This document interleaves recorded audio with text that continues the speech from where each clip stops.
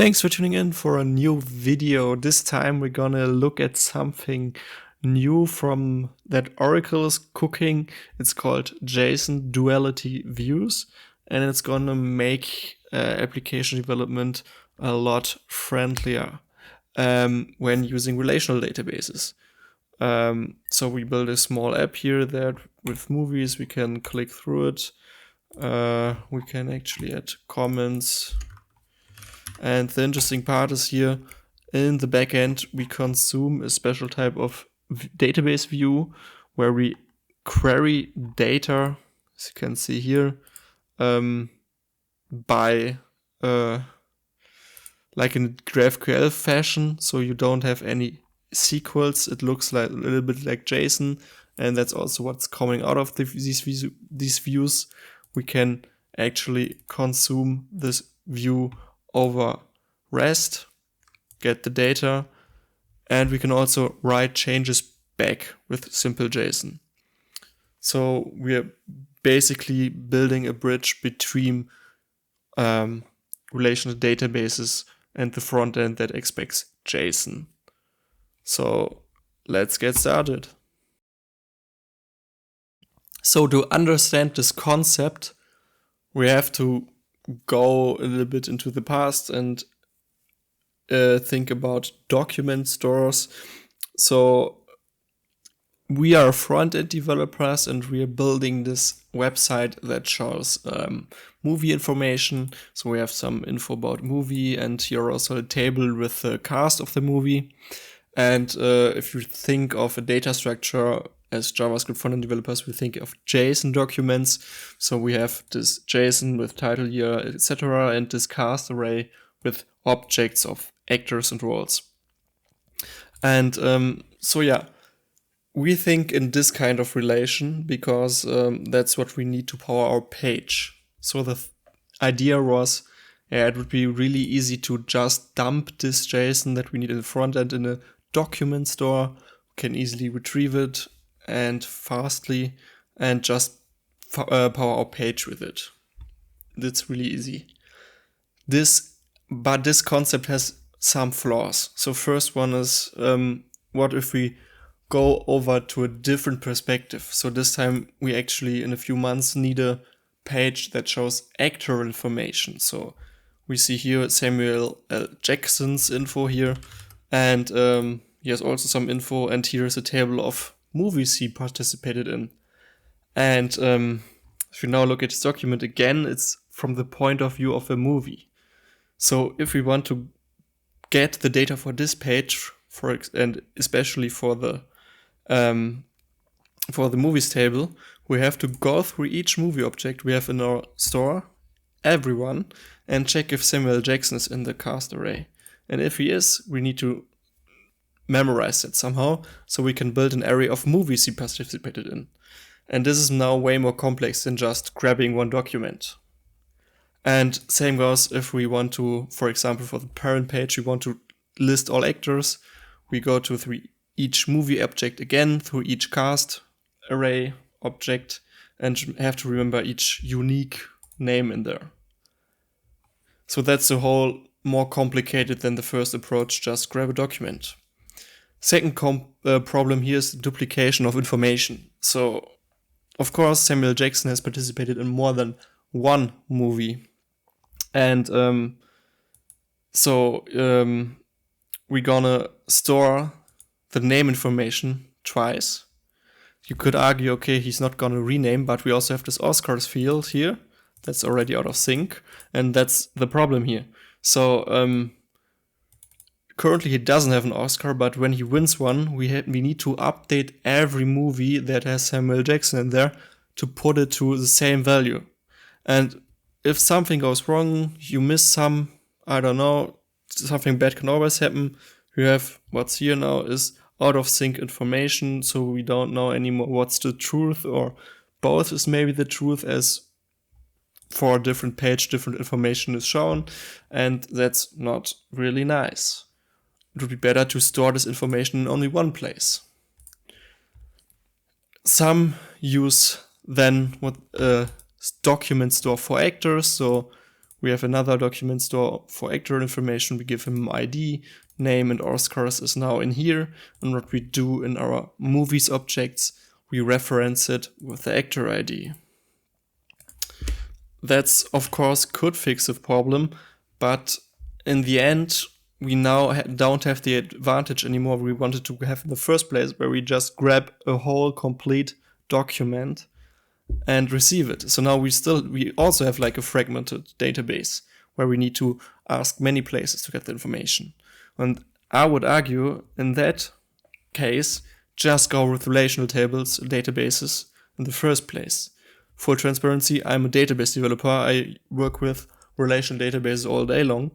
So I might be a little bit biased, but I think the advantages speak for themselves. So we have referential integrity. So if I point to another table with a primary key, here, foreign key to a primary key, the database makes sure, the relational database at least, that I can't, for example, delete Samuel L. Jackson if it's referenced in some movie document. We have indexes, so if I want all the movies of Samuel L. Jackson, I look into this movie cast table, and I can make sure, or the database makes sure, because I have an index on that I don't look through every movie, but only the ones of him, because he keeps track of an index. Data integrity is a big topic, because we define a schema with like data types and maximum length. So we can always be sure that we receive the data in a structured format. Additionally, we can also define constraints to further constrict ourselves. Never let data enter your database. Then it's over. The user entering the data should have immediate error messages so we can fix wrong data. SQL, I think it's an advantage because it has loads of great features. Of course, it's complex, but it has such an amount of great features like aggregations, complex analytic functions, etc. Almost all the problems you can have with data, or all the questions you can answer with an SQL query. That's not too big. We also don't have the data redundancy problem, as said here before, with a duplicate name and Oscar information, because we just have one row in the persons table and only one time restore the Oscar information. Also, one thing I always say is relational data model is a proven concept.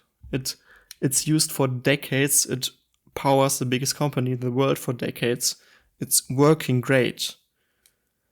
The disadvantages you could argue are you have to use SQL if you don't like it, if you think it's complex, or you have to learn it. Of course, it's a disadvantage.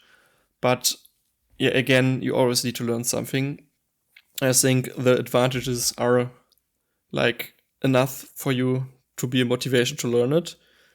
And thing is, or has been, that it's not easy to map the SQL query to JSON data, because we want JSON for our front-end app. But this is now, these two things are not as important anymore, I think, because there's this new concept of JSON Duality Views. So let's look at this now in a more detailed way. So I connected to my database. I implemented the schema I showed you before with some data. And if we run this query here, we get the cast of the Godfather movie. Marlon Brando plays Don Vito Corleone. Great. And thing here, as I told you, this is in a table format. This is not JSON. Also would not be feasible as JSON, because we don't want the title every time in each row. We want that once and only need like the cast information in an array in there. So what we can do now with the duality views is we can, in Oracle at least, create JSON relational duality views, give a title here and say as, and the thing here is now we can call select JSON. Then we open the curly braces here, as we are used to with objects. Then we give like the key name, movie ID, colon, value from the table. So it's the same syntax as JSON, or you could call GraphQL syntax as they also did it in this fashion. So we say we want to call this JSON object as a JSON key movie ID, pass a column here, and down here just say from movies. So for each movie we get the object with this information. So now in here we have nested a cast key also, and here we have actually the square brackets because it's an array. Cast consists of multiple people. So in there, in the square braces, we again can call select JSON, again an object, and in there pass the two primary keys, we need them, from the movie cast table. So we connect to the movies and later to the persons. And also we pass this where condition here, so we connect the right cast members to the right movie. So from the outer movies table, the movie ID, to the inner movie cast table, the movie ID. And also in here I have this unnest. This is like a function for the views. So instead of I want, for example, the actor name from the persons table also to be in there, and don't want another layer, so in there another object, so I can call unnest, but call another select JSON. Again, I have to get the key in here, the primary key from persons, join again over the person ID from the movie cast table from here, and in here I can then get the person's name into the JSON. So this is how they work. I think the syntax is quite easy to get, or looks natural to JSON developers or people working with JSON. So I can execute this. Okay, I already created them. I can do a replace. Created, great, this worked. And if I then query it, first special thing you see is data is a JSON, and we get all the information we requested. Interesting, in here now we have this cast array with the role and the name. This is fantastic, I think. So I think it's not so hard to create these views. Of course, you need to know like how to join your tables, but the syntax is easy to understand. And now we have an easy layer to get the data from the database in JSON. To complete our setup we described before, I'm also going to create the actor details page view. And here I'm going to use a different syntax.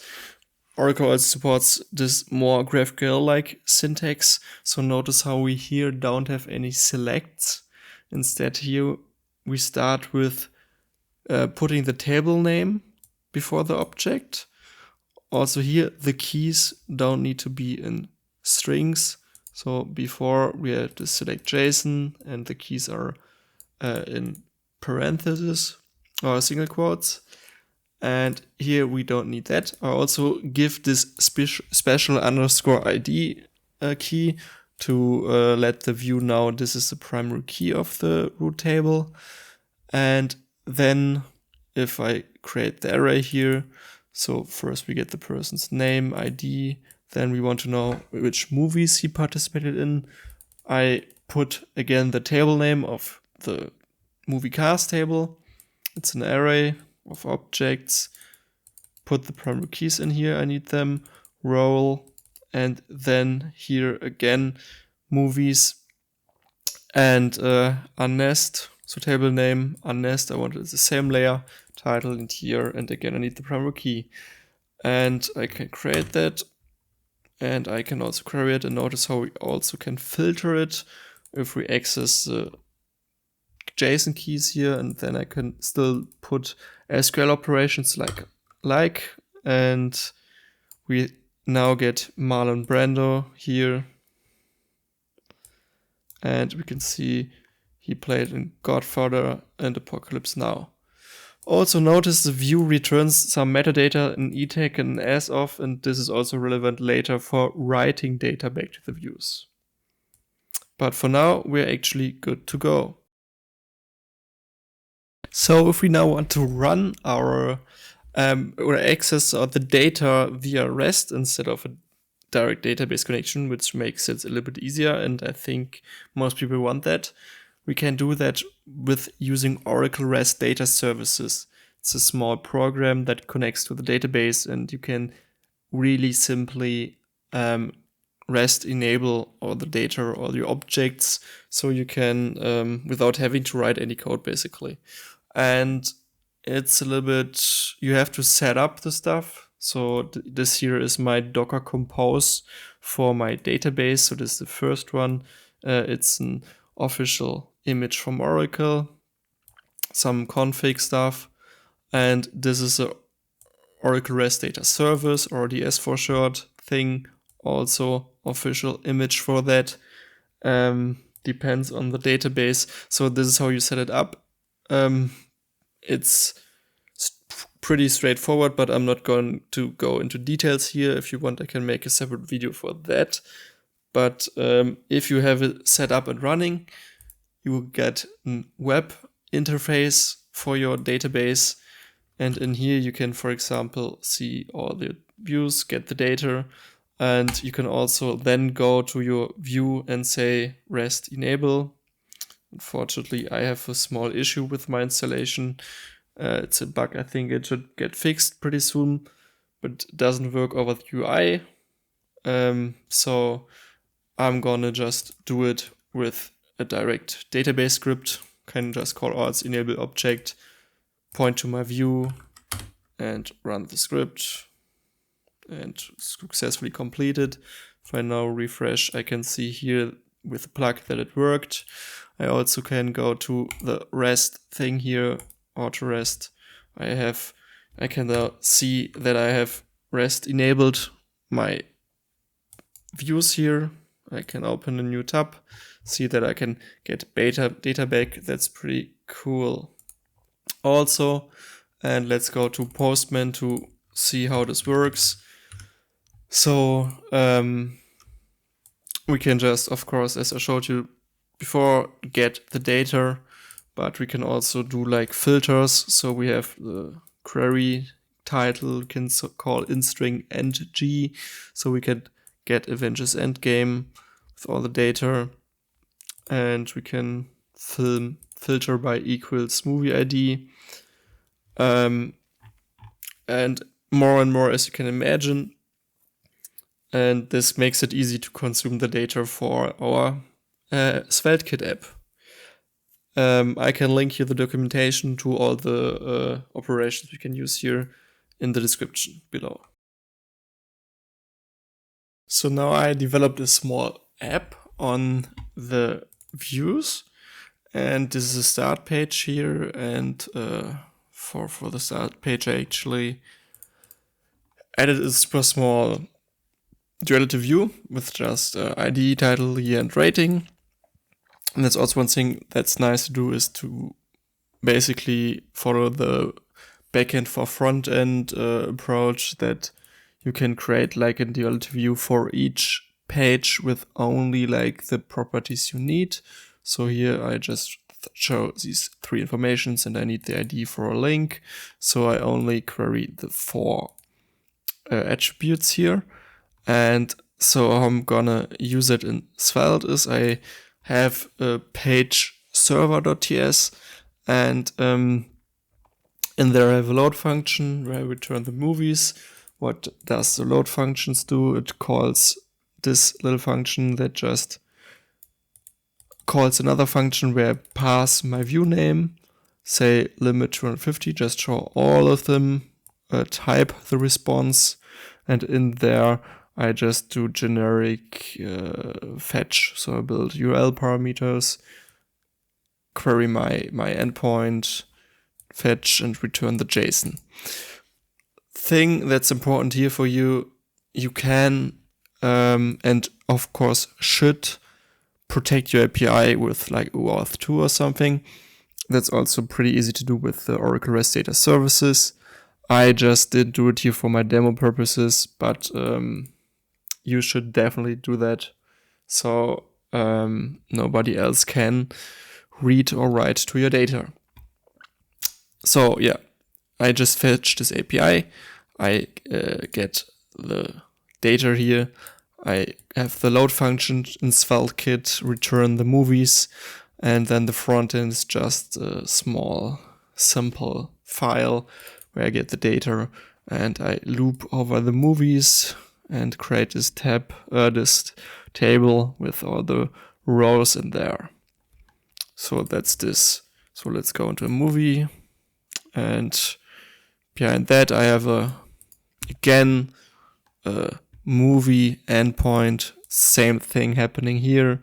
This time I go to the movie details page view. As a query parameter, I also pass a filter to get only the movie I requested. So can just pass an object on the column _ID with operation equals, and I pass movie ID. And so I return just the movie I'm looking at the page at. And same thing on the Svelte file, just here, title, year, description, and a table. So this gets filled here. And from here on, I can go to the actor page. That's too bad. Like Brad Pitt has more movies. I can, on Brad Pitt page, same thing again. I have another page, server.ts, pass another view name, pass again a query to filter the right actor, return the data, and have my Svelte page. And so now I can basically go through all the stuff here and dig deeper. And yeah, I would say like the setup here is pretty easy. I was able to build this in like an hour. And the easiest part is basically, okay, I had to like write this generic function here so my thing work, but like adding another page, you can imagine how easy that is. So if I need another page, I can quickly just define a new relational duality view, even better with the GraphQL syntax in my taste or in my opinion. And it's really not hard to just add a new route with an endpoint to consume that data. So that's the value for me this provides, is how freaking easy we can add new data endpoints. But next, let's look at actually writing data. That this is also possible. So to the important or interesting part, writing data. So first off, I refactored my movie details view to also use the GraphQL syntax, but you could also use it with the other syntax. And I added a comments table and section here. Basically, we are now able to comment movies with a username and a comment text. And interestingly here, I set add insert next to the table. And that basically tells the view that the user is able to insert data into this comments table. If nothing is specified, it's not allowed. So this activates this. And how we can actually use it. So let's first try out. Go to while hunting. Username. Nice movie. Submit. Page reloads, and we can see, yeah, it was actually saved to the table. And this is also pretty straightforward. So if we go to the movies server file, so first we can look at the front end. It's just a table or a box here with the comments, and we have a form in here with the username and comment field here, and a button that submits and calls our add comments form action. And in our server file, we have an actions now defined with the add comment function that receives the data of the form And what we do now is we again fetch the data for this one.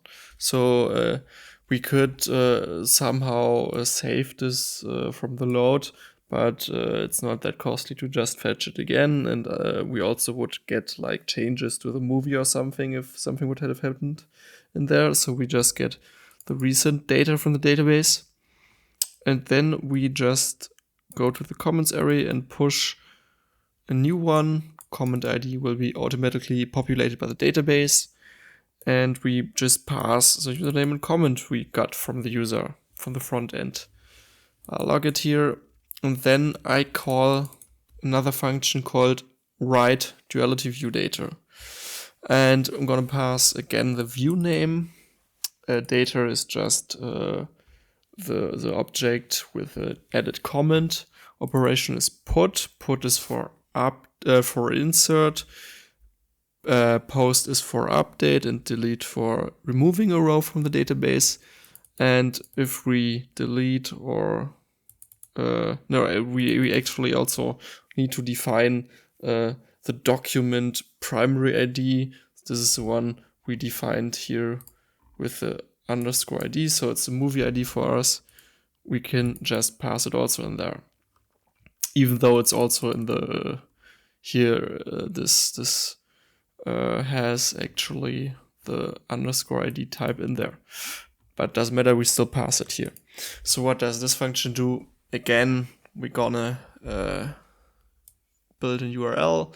We just go to our duality view name and in the end going put the item ID, set content type to application ID. We pass the JSON and just call it with operation. That's it. Then the database takes care of everything. So it scans our object here that we send and sees, okay, there is actually a new comment in there, checks if we are allowed to add a new comment, and then basically does the insert. It also has all the database functionalities you know and love, like locking rows or making sure two users can't overwrite each other's changes, etc.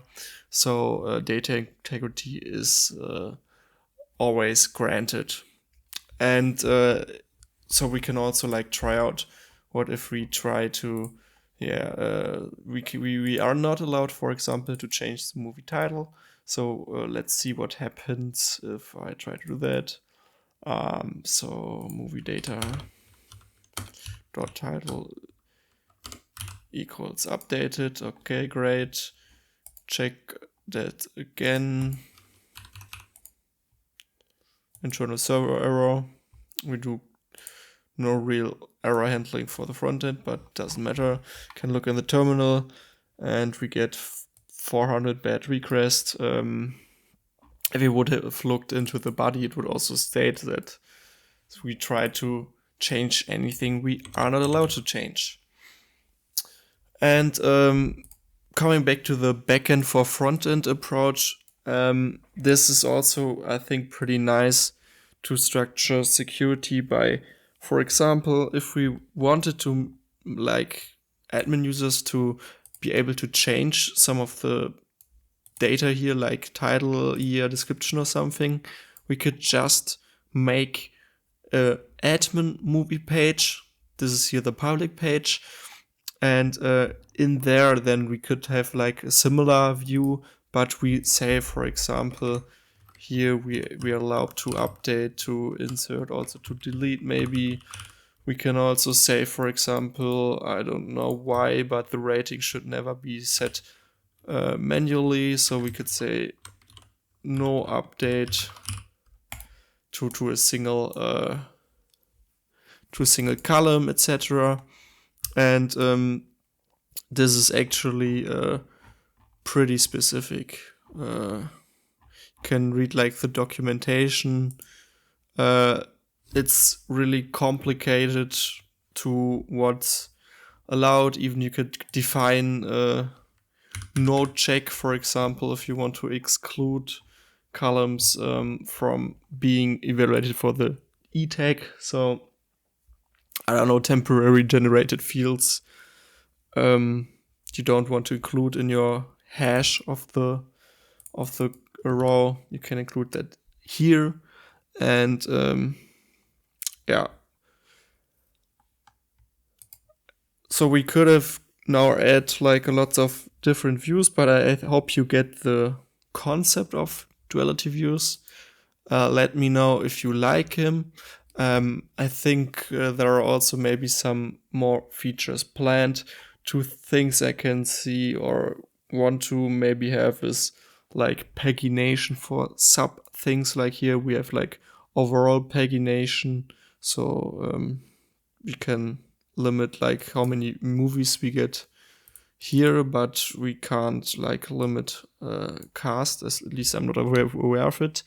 And one thing I don't like is here we have to always ask for the key columns. So because I have like this movie table, then I join the movie cast. Primary keys are movie ID and person ID. Because I didn't use like a virtual primary key that's populated by sequence, I have this two columns as primary key. I need to include them always because we need to include primary keys. And I get like movie ID additional a second time here.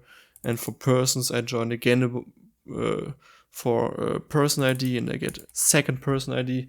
I don't like that. I think that's a waste of data being transferred. Maybe there is some way to remove that. But other than that, I'm really liking the concept here.